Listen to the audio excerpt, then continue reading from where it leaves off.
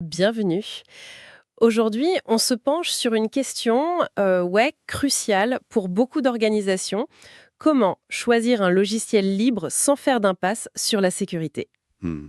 Et pour nous guider, on va s'appuyer sur un document très récent, très pertinent de l'ANSSI, l'Agence nationale de la sécurité des systèmes d'information. Effectivement, le logiciel libre, bon, c'est une source immense d'innovation, de flexibilité, mais son évaluation côté sécurité, c'est pas tout à fait les mêmes règles que pour un logiciel propriétaire classique, quoi. D'accord. Le but du guide de l'ANSSI et puis de notre discussion aujourd'hui, c'est pas de chercher la perfection, hein. Chaque projet a ses forces, ses faiblesses. Bien sûr. Mais c'est plutôt de donner les clés pour faire un choix éclairé, en étant bien conscient des enjeux de cybersécurité qui vont avec. On va donc explorer ensemble les critères essentiels que propose l'agence. Alors, premier grand thème que l'ANSSI aborde, sonder la vitalité, l'histoire du projet. Ça va plus loin que de juste regarder la date de naissance, hein, j'imagine. Bon, décortiquons ça. Absolument. La date de création, bon, ça donne une indication, c'est sûr. Mais ce qui compte vraiment, c'est la dynamique. Est-ce que le projet, il reçoit des contributions régulières? Mhm. Pas juste des petites corrections, mais de vraies évolutions, des adaptations. Et puis, qui est derrière ces contributions? Est-ce qu'il y a une équipe de contributeurs principaux qu'on peut identifier, expérimenter? Et nombreux, ou pas forcément. Oui, le nombre peut jouer, mais surtout, est-ce qu'il y a des mainteneurs désignés? Des gens qui ont la responsabilité de guider le projet, d'intégrer le code. Sans ça, un projet peut vite dériver, quoi. Donc on cherche une sorte de gouvernance claire, même dans ce monde parfois un peu foisonnant de l'open source. Et l'activité récente alors?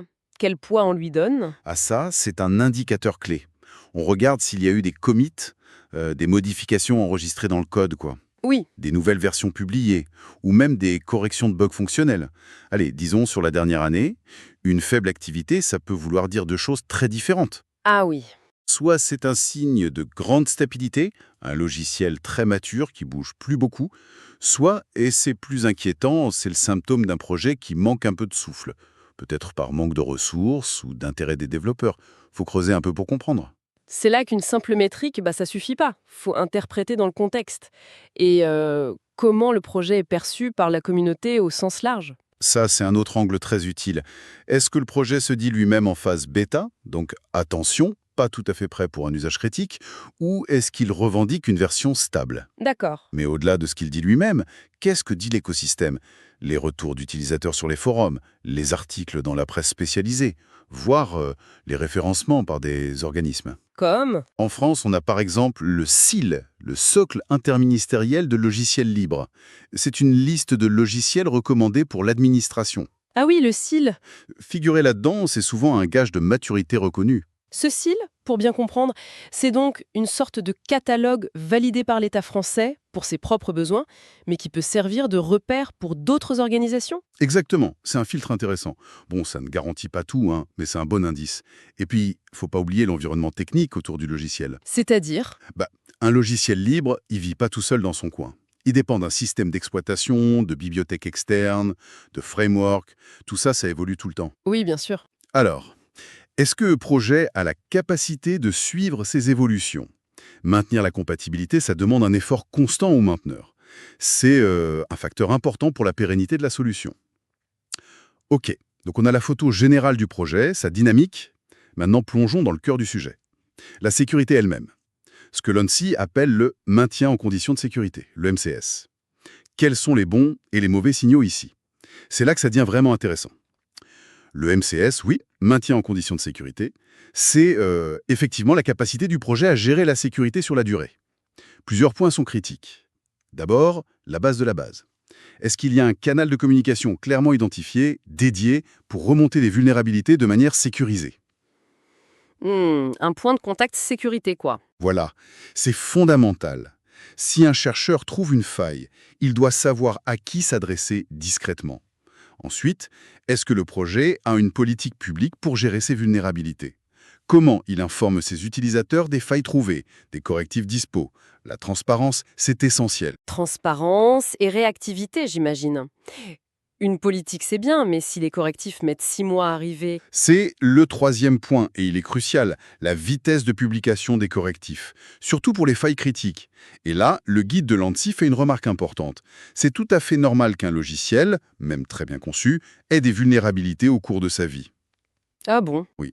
Ce qui est fascinant ici, c'est que l'indicateur clé, c'est pas tant l'absence totale de failles, ça c'est quasi impossible à atteindre, mais c'est bien la capacité démontrée du projet à recevoir les signalements de ces failles et à les traiter, efficacement et rapidement. D'accord.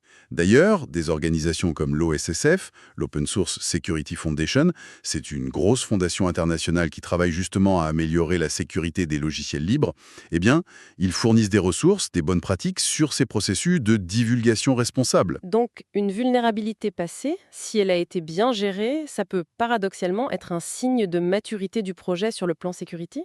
C'est Hein? intéressant ça. C'est un peu ça, oui. Ça montre qu'ils savent faire face. Mais est-ce qu'on peut se fier uniquement à ce que dit le projet lui-même ou est-ce qu'il faut chercher des validations externes? C'est plus sûr de chercher des confirmations externes, oui.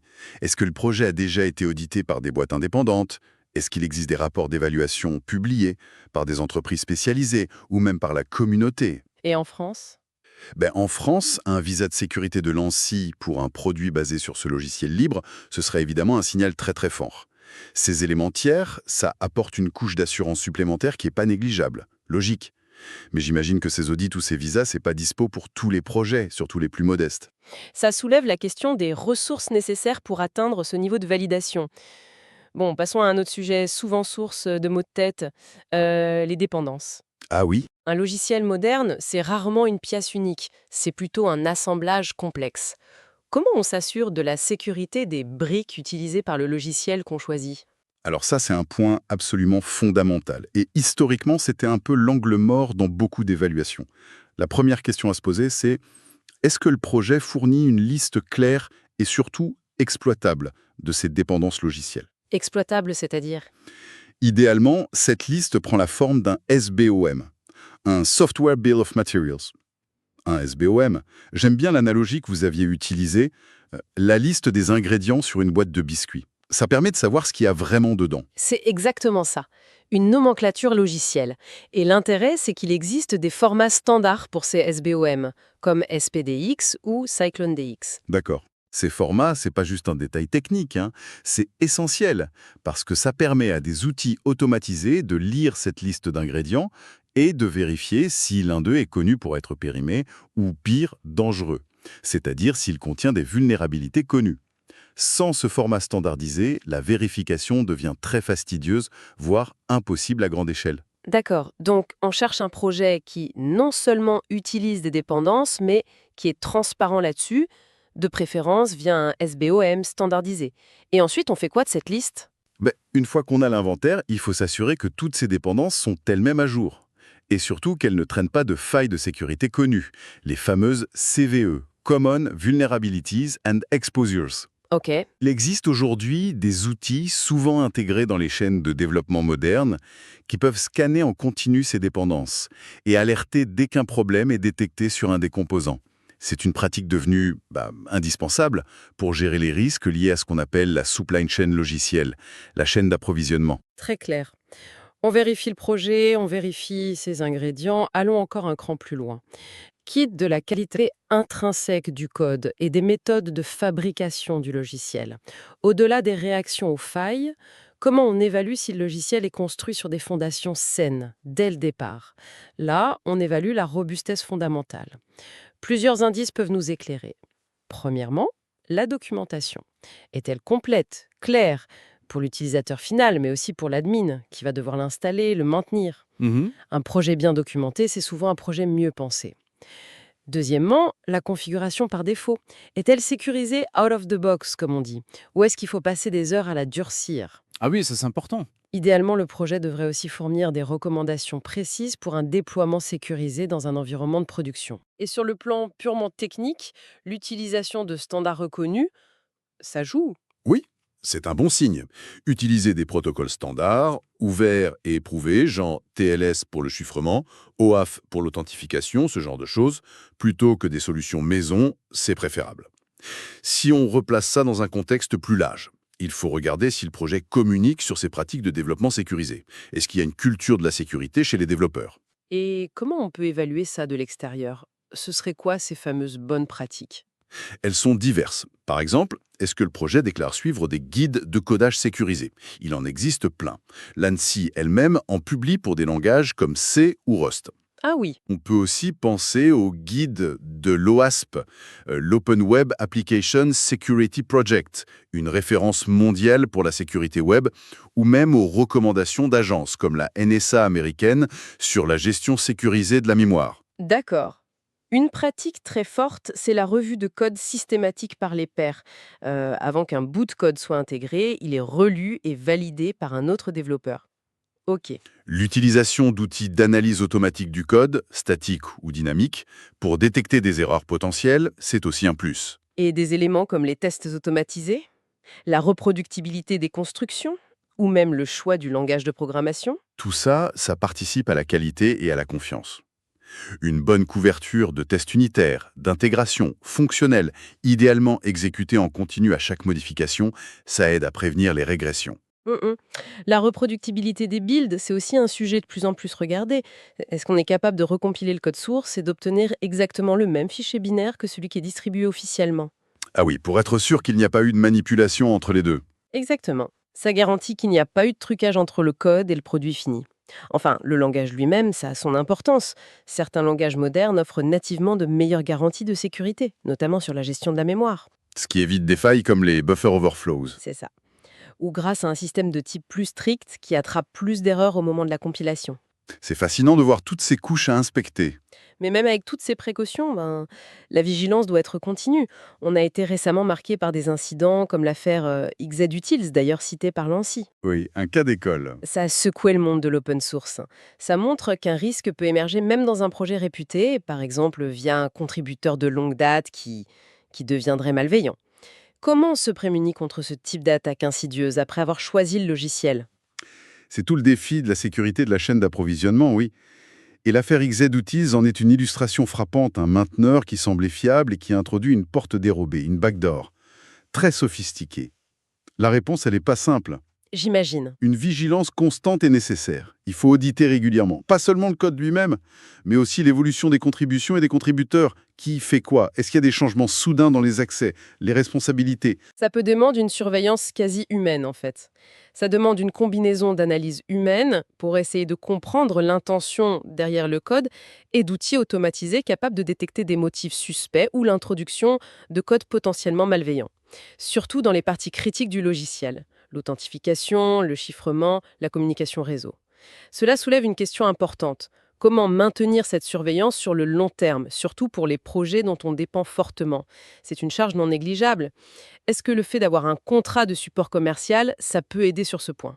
Ça peut être une partie de la réponse, oui. Souscrire à un contrat de support, quand c'est possible, ça apporte une forme d'assurance. Ce support, il peut être purement fonctionnel, mais il peut aussi inclure des engagements sur la sécurité. Comme quoi, par exemple? Une veille sur les vulnérabilités, la fourniture prioritaire de correctifs, voire de l'aide à l'intégration sécurisée.